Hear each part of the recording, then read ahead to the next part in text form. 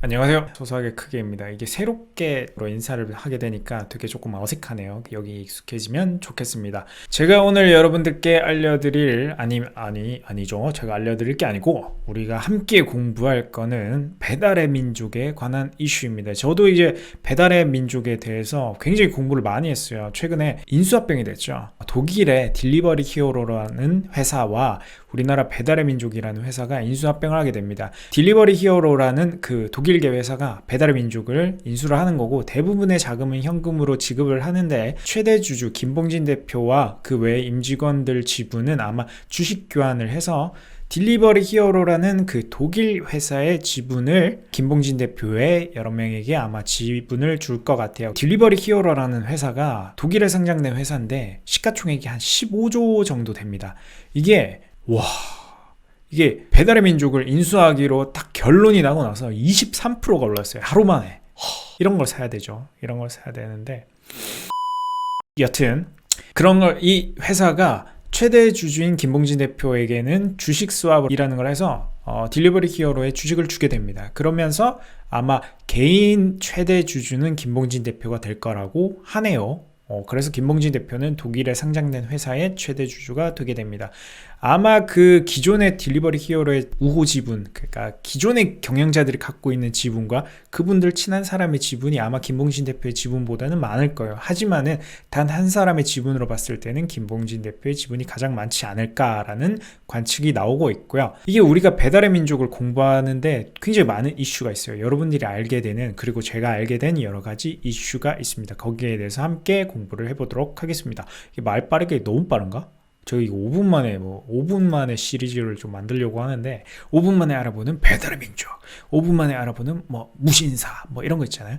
그래서 그런 거 좀 해보려고 하는데, 예전보다 말이 좀 빠를 수도 있어요. 제가 원래 서울에 처음 올라왔을 때는 말이 좀 느렸어요. 왜냐면 서울말을 굉장히 잘 구사를 해야 되기 때문에. 하지만 이거 다음에 얘기하는 게 낫겠다. 5분 만에 끝내려면. 여튼 딜리버리 히어로의 이 4조 8천억 원이라는 가격, 어마무시한 가격의 배달의 민족이 팔리게 됩니다.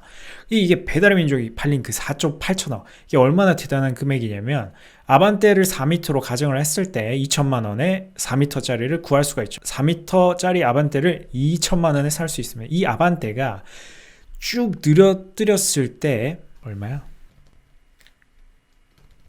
무려 24만 대고요. 24만 대 길이를 미터로 환산하면 96만 미터입니다. 이 킬로미터는 960km고요. 서울에서 부산으로 왕복으로 쫙 아반떼를 붙여서 옹기종기 모였을 때 쭉 붙이면 이게 서울, 부산을 왕복할 수 있는 거리예요. 그러니까 두 대씩 쭉 났을 때 서울에서 부산까지 아반떼로만 쫙, 엄청나죠.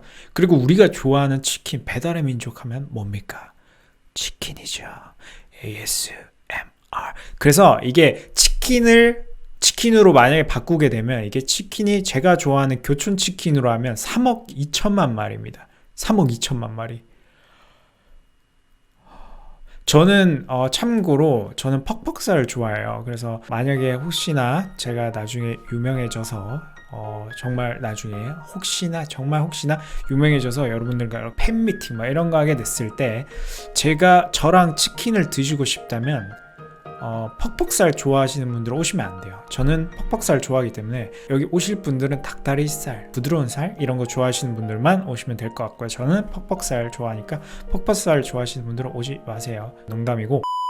자, 여기 또 어떤 이슈가 있냐면, 그것 때문에 이슈가 되고 있어요. 이 독과점. 지금 배달의 민족이라는 그 어플 하나가 우리나라 점유율이 50%에서 한 55% 정도 됩니다. 여러분들도 한번 생각해 보세요. 내 핸드폰에 뭐가 깔렸나? 내 핸드폰에 지금 배달 어플이 뭐가 깔렸나 한번 보세요. 그러면 대부분이 배달의 민족 요기요가 깔려 있을 겁니다. 배달통 쓰시는 분들도 있겠죠.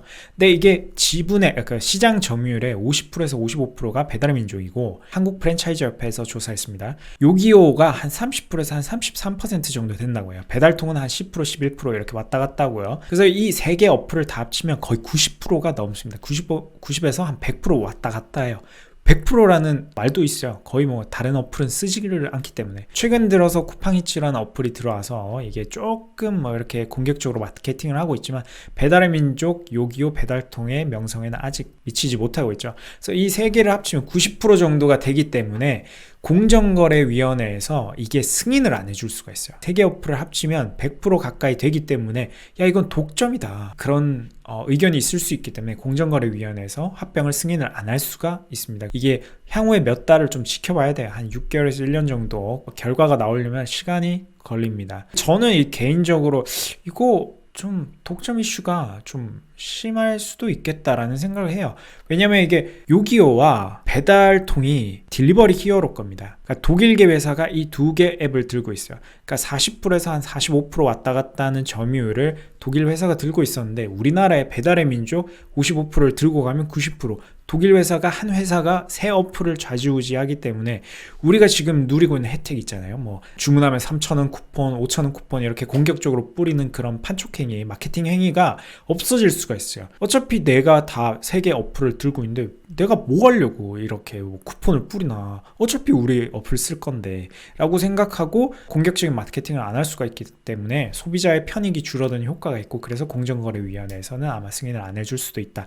저도 가슴이 좀 아프거든요. 뭐 벅찬 것도 있죠 사실. 와, 우리나라에 이런 4조 8천억짜리 회사가 나왔어? 라고 감동을 먹을 수도 있지만, 한편으로는 내가 치킨 시킬 때 그래도 2,000원 3,000원 이렇게 할인받았는데 그걸 못 받네? 라고 하는 그런 좀 이렇게 알죠?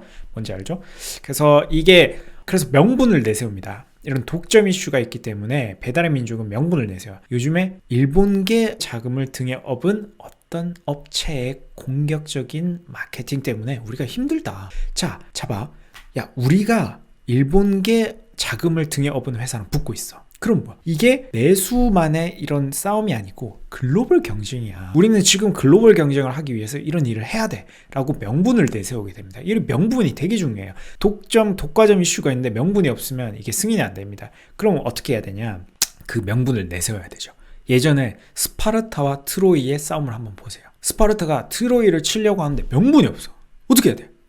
기다리고 있다. 야 이거 저놈이 저거 왔어. 놀러 왔어. 트로이의 어떤 왕자들이 놀러 왔어. 근데 트로이의 왕자가 레골라스가 놀러 왔죠. 아가멤논의 나라에 레골라스가 와서 마누라를 뺏어가. 와이프를 뺏어가요. 그래서 야 저거 나는 쳐야 된다. 저놈이 내 와이프 뺏어왔어 라고 하면서 명분이 생겨가지고 전쟁을 일으키게 되죠.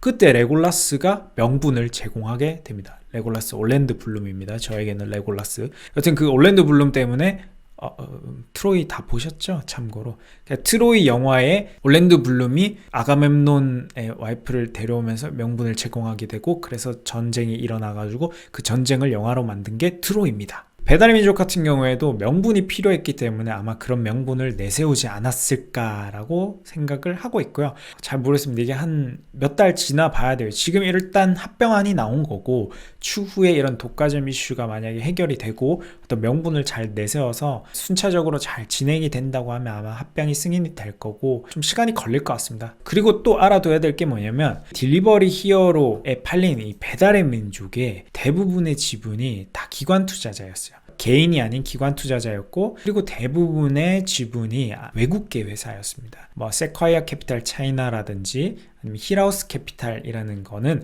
중국계 자본이었고요. 미국계 자본의 골드만삭스나 뭐 에토스 벤처스 뭐 이런 것들이 있었고요. 미국이나 중국계 자금이 대부분 들어와서 이게 배달의 민족이라는 걸 구성을 하고 있었기 때문에 실질적으로 외국계 회사가 외국에 팔렸다고 해석을 할 수도 있습니다. 이게 우리나라의 그 지분은 사실상 4차 산업위원회 그 장병규 회장이 이끌고 있는 그 벤처캐피탈에 돈이 하나 들어왔던 게 있었고, 그리고 김봉진 대표 외에 뭐 임직원 몇 명이고, 대부분의 자금은 중국이나 미국계 자본이 들어와 있었다고 보시면 돼요. 외국계 회사가 외국에 팔렸다고 보시면 되고, 뭐 순수 토종 우리나라 기업이라고 말하기는 조금 무리가 있지 않나라는 개인적인 생각을 갖고 있습니다.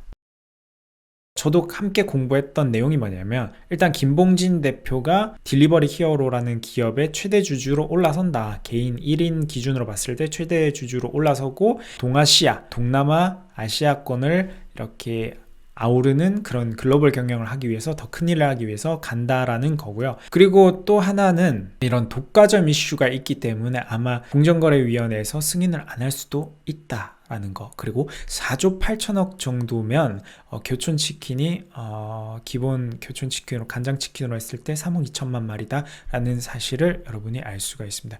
굉장히 의미 있는 사건이죠. 다음에는 또 좀 더 재밌는 이야기로 찾아오도록 하겠습니다. 이 역사적인 사건이 어떻게 될지 잘 모르겠네요. 여튼 함께 공부하면 좋을 것 같습니다. 앞으로 함께 보시죠. 소소하게 크기였습니다.